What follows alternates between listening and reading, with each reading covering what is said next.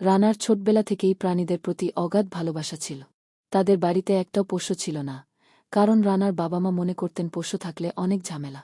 রানা মনে মনে চাইত যদি তার একটা ছোট্ট বিড়ালছানা থাকত। একদিন স্কুল থেকে ফেরার পথে রানা দেখতে পেল একটা ছোট ধূসর রঙের বিড়ালছানা ডাস্টবিনের পাশে বসে মিউ মিউ করছে।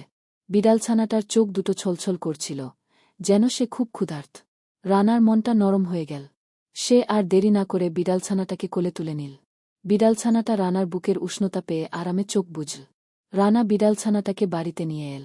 বাবা মা প্রথমে খুব রেগে গিয়েছিলেন, কিন্তু বিড়ালছানাটার মায়াবী চোখ আর রানার অনুনয় দেখে তাদের মন গলে গেল।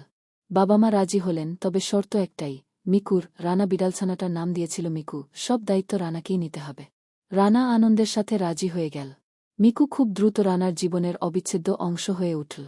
রানা স্কুল থেকে ফিরলেই মিকু দৌড়ে এসে তার পায়ের কাছে ঘুরঘুর করত। মিকুর নরম লোমে হাত বুলিয়ে দেওয়া, তার সাথে খেলা করা, এসবই রানার নিত্যদিনের অভ্যাসে পরিণত হয়েছিল। মিকু ছিল খুব চঞ্চল।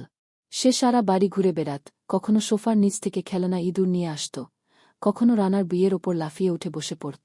একদিন রানা খুব অসুস্থ হয়ে পড়ল। তার প্রচণ্ড জ্বর এল এবং সে বিছানা থেকে উঠতে পারছিল না। মিকু রানার পাশেই বসে থাকত, তার কপালে নিজের গা ঘষত আর মাঝে মাঝে মৃদুস্বরে মিউ মিউ করত। রানার যখন খুব কষ্ট হতো, মিকুর উপস্থিতি তাকে অনেকটা শান্তি দিত। কয়েক বছর কেটে গেল। রানা বড় হল, মিকুও তার সাথে সাথে বড় হল। মিকু আর আগের মতো চঞ্চল ছিল না, কিন্তু রানার প্রতি তার ভালোবাসা একটু কমেনি। রানা যখন কলেজে ভর্তি হল এবং বেশিরভাগ সময় বাইরে কাটাতে শুরু করল, মিকু তখনও দরজার সামনে বসে রানার ফেরার অপেক্ষা করত। মিকুর বয়স যখন অনেক হল, সে দুর্বল হয়ে পড়ল। রানা তাকে ডাক্তারের কাছে নিয়ে গেল, কিন্তু ডাক্তার বললেন মিকুর সময় ঘনিয়ে এসেছে। রানার মন ভেঙে গেল। সে শেষ মুহূর্ত পর্যন্ত মিকুর পাশে ছিল, তার মাথায় হাত বুলিয়ে দিয়েছিল। একদিন সকালে মিকু শান্তিতে রানার কোলে মাথা রেখে চিরদিনের জন্য ঘুমিয়ে পড়ল।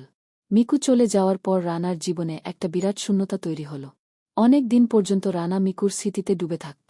তবে মিকুর সাথে কাটানো প্রতিটি মুহূর্ত রানার মনে এক অম্লিন স্মৃতি হয়ে রয়ে গেল। রানা বুঝতে পারল, বিড়াল শুধু একটি পোষ্য নয়, সে পরিবারেরই একজন সদস্য, যার ভালোবাসা নিঃশর্ত এবং চিরন্তন। মিকু রানাকে শিখিয়েছিল ভালোবাসা, যত্ন আর বন্ধুত্বের গভীরতা।